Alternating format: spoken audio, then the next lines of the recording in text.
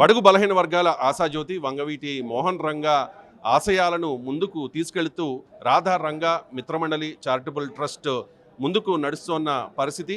ఆంధ్రప్రదేశ్ అలాగే తెలంగాణ ఈ రెండు రాష్ట్రాలకు సంబంధించి రాధా రంగా మిత్రమండలి చారిటబుల్ ట్రస్ట్ నూతన కమిటీ ప్రమాణ స్వీకారం జరిగింది. మనతో ఉన్నారు ఏలూరు జిల్లా రాధా రంగా మిత్రమండలి చారిటబుల్ ట్రస్ట్ అధ్యక్షులు మంచం నాగు గారు.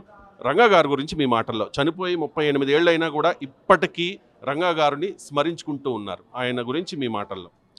రంగా గారిని చాలామంది కాపు నాయకులు అంటారండి, చాలా తప్పండి అది. రంగా గారు ఆఖరి చనిపోయే రోజు దళితుల ఇళ్ల పట్టాల గురించి నిరాహార దీక్ష చేస్తూ వారిని అప్పుడు గవర్నమెంటు చంపేస్తుంది, వారికి ప్రాణానికి ముప్పు ఉంది అని చెప్పినా కూడా వారి ఇళ్ల పట్టాల కోసం వారి ప్రాణాలని తునప్రాయంగా వదిలేసిన గొప్ప మహోన్నతమైన నాయకులు స్వర్గీయ వంగవీటి మోహన్ రంగా గారండి.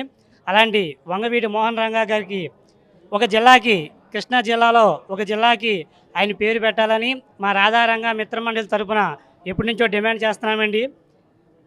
ఆ కోరికని కూటమి నాయకులు త్వరగా తీర్చి వంగవీటి మోహన్ రంగా గారి అభిమానులందరికీ ఒక కానుగ్గా దసరాకి ఇస్తారని మేము కోరుకుంటున్నామండి.